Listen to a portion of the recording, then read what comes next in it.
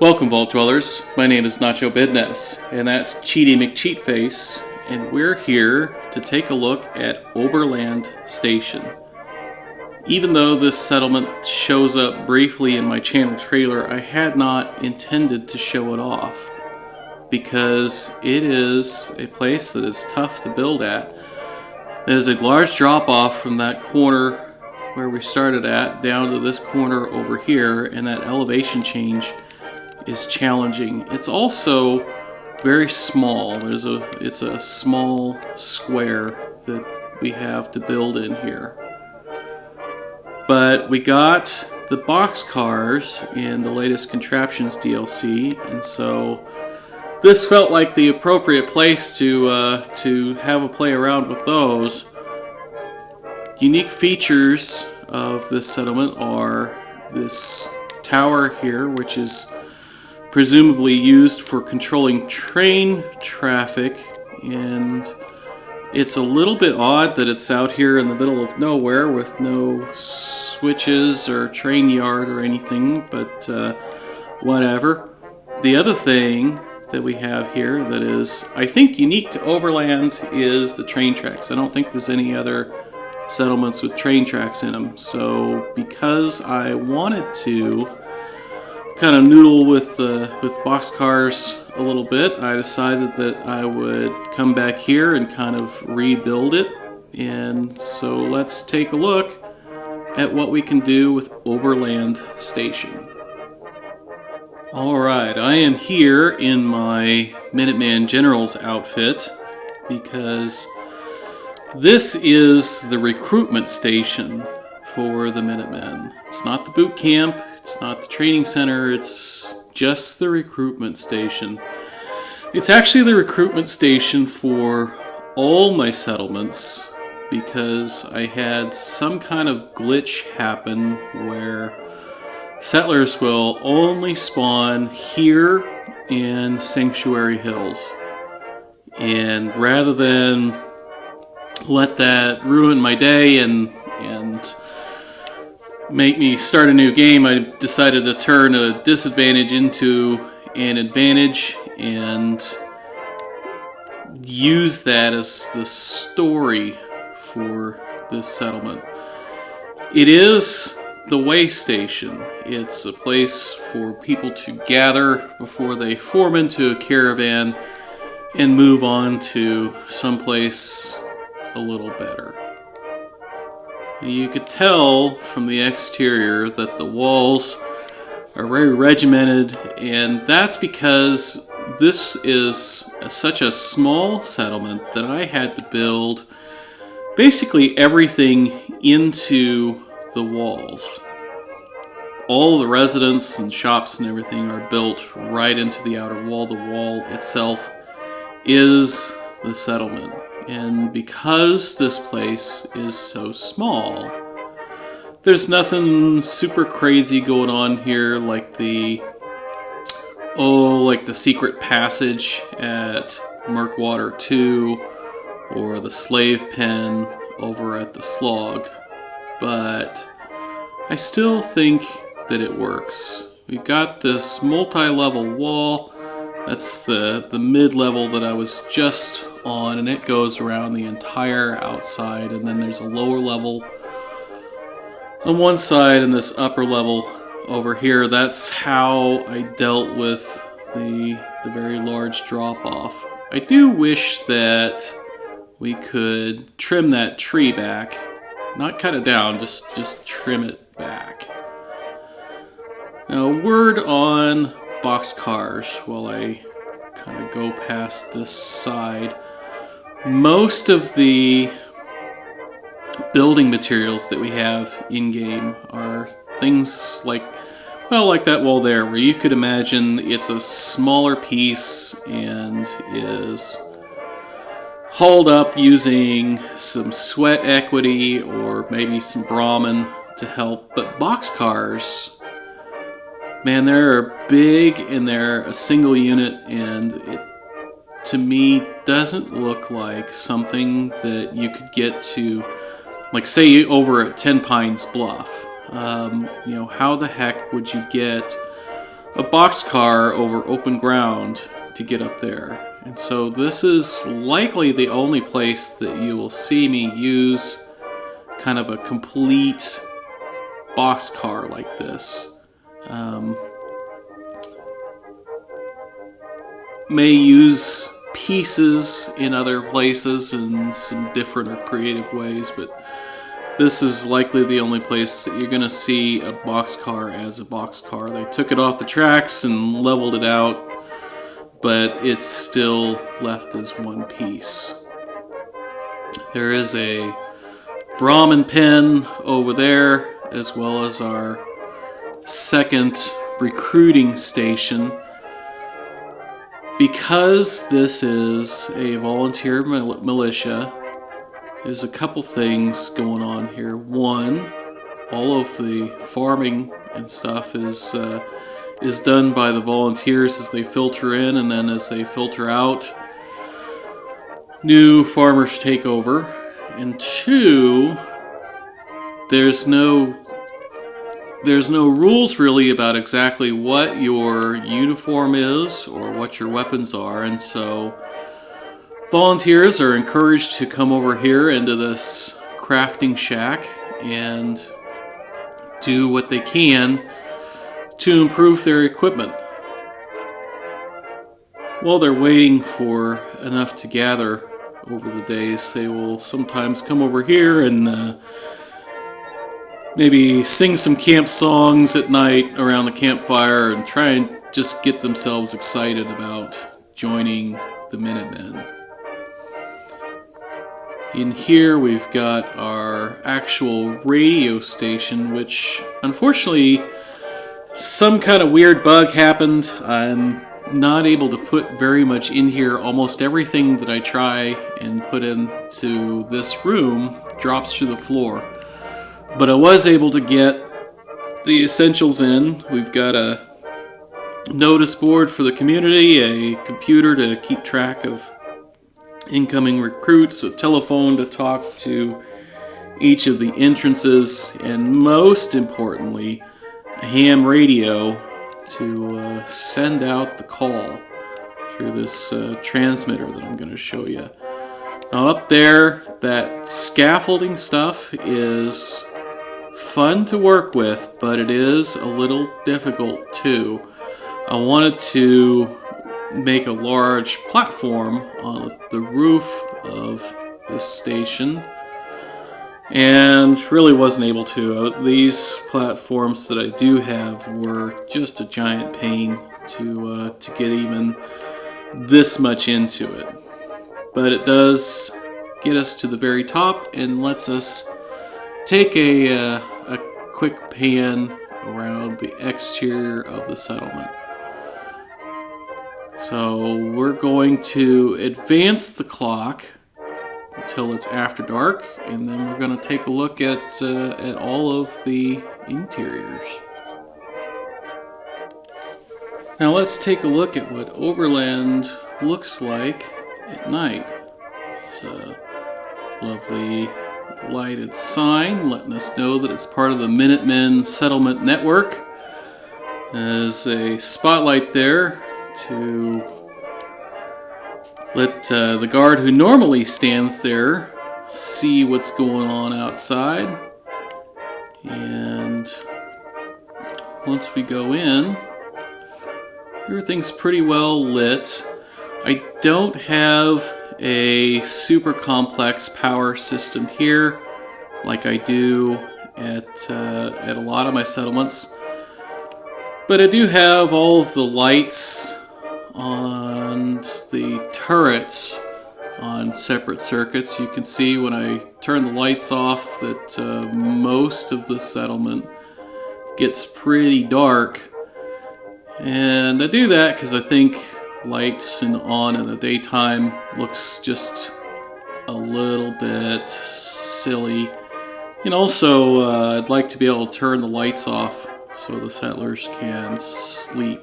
There's no real gameplay mechanic associated with that. It's just part of what I think things should look like. I was able to get 5 of the 6 vendor types in here, even though this is a small settlement. The first is our doctor. This is where you come to get your physical when you join the Minutemen. There's some medical supplies here. Our doctor is wearing a very nice lab coat and surgical mask. And over here is one of the residences for permanent staff. There's a few permanent staff here, even though most of the people at this settlement are transient and headed on somewhere else. There's a few just to kind of coordinate and keep things in line. In here is some group housing for our new recruits. We're not calling it barracks because I said that I wasn't going to do barracks anymore, but darn it, sometimes there's really not a way to shove 20 beds in this tiny little settlement without doing something like this. I am glad for the bunk beds because they do help with getting as many beds in as I want for this small settlement. Now, each of these rooms has some lockers and some storage, and you can see there's some duffel bags there for some guys that have been recruited that haven't shipped out yet for their basic training in boot camp. And once they do, they'll take those duffel bags with them, and the next residents will come in and bring their own belongings. It's able to kind of put some clutter back here just to make it a little bit less boring. The build order here again matters because you have to put those crates in before you put the stairs in. In here is a bare bones bathroom that new recruit can come in and carry a few buckets of water in, try and wash some of the grime of the wasteland off. And this is another room that is for permanent residents or permanent staff. There is a lump of dirt in the corner there that I was not able to snap a floor into, and so I've kind of made this almost feel a little bit like an RV, or actually like a fifth wheel RV, where the bed is up over the fifth wheel in the back of the pickup truck. One last place for people to live. One more place where we've got some permanent residents. You can see there's some gardening supplies over there because although most of the farming is done by new recruits while they wait to ship out, there does have to be someone to kind of keep them in line and teach them what they need to do. As per usual with all of my settlements, we've got some places for people to go to the bathroom. These outhouses feature some newspapers and some books so that when you're done, you've got some paper after you've done your business. Got a Brahmin pen over there, and now we're going to go up and take a look at Bob's Iguana Bits. This is the combination mess hall and restaurant. Bob has since moved on. The current proprietor is a woman who chose not to change the name. I'm disappointed she's not standing here. I gave her a chef hat and everything.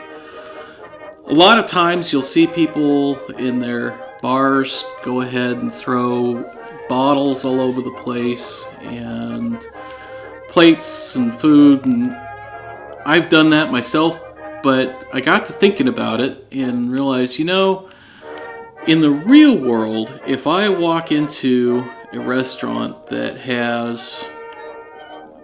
every table in it is dirty, I'm probably going to turn right back around and walk right back out again. In the boxcar is the farm supply store, and if and this is the junk shop. It's a bit smaller than I normally do for my junk shops, but I've done lots of junk shops. And the new DLC has some goodies that are excellent for some other shop types, so I made this one the small one inside the boxcar. But it still works. This is a trade destination for people who are not necessarily joining the Minutemen. You can actually put interior doors inside boxcars. If you've got the Snap and Build mod, you can use the modular doorway and snap that on the end, and then snap the last piece of your boxcar on. So we've got a separate area here. That is the bedroom for the proprietor of our junk shop slash farm supply store. And I've kind of mixed in here stuff that's manually placed, like that shelf, and do-it-yourself things, and I think that it works, and the overall effect is pretty good. Let's actually go back out here. Take a look at our clothing supply store, which is where you come to buy your Minuteman uniform and your Minuteman hat. Like I said, equipment is not provided for free. And this is what I was talking about with new goodies for the DLC. We've got these new mannequins that we can use in armor shops and clothing shops. I'm sure some of you have probably already started doing this. I like the overall effect that we can get by mixing those mannequins and do-it-yourself and manually placed clutter like this stuff over here.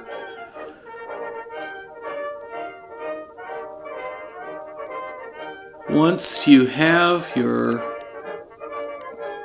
new uniform, you can come over here to Guns, Guns, Guns, which was a fun structure to build. It's just got this weird shape to it, and had to get a little creative with glitching stuff together. This corner in particular in this doorway, like there's nothing there that's snapped, it was all just glitched together.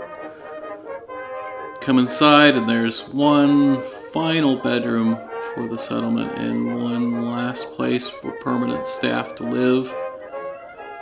We can mix the new display racks along with some do-it-yourself stuff and some items that are manually placed and get a nice effect. Although this is a small gun shop, I think the overall way that it looks is pretty good. And there you have it. This is the Minuteman Recruiting Center, which is the way station, gathering place for people to start moving into all the rest of my settlement network.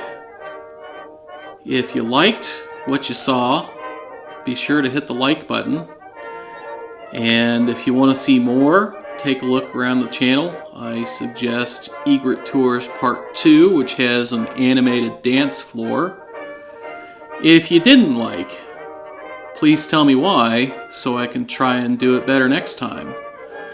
This is Nacho Bidness saying, it's a great big wasteland out there. Let's go have fun in it.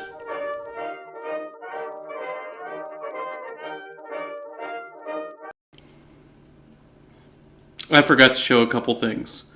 First, Each entrance has a recruiting station for the Minutemen where they're going to sign you up and tell you the rules. Second, if you're not using mods, you can do like I did and give all of your vendors a costume so that you don't forget and accidentally reassign them elsewhere. For example, clothing vendor was wearing a fancy sequin dress. Our bartender / restaurant owner is wearing a chef's hat, and I don't know if the mod author was looking for anything in particular or if this was just a really lucky drop that my junk vendor happens to be called Moira, which was a great little callback to Fallout 3. I loved it. Again, don't know if that was random or not. And finally, our gun vendor here, Donna, is dressed to kill. Thanks for watching.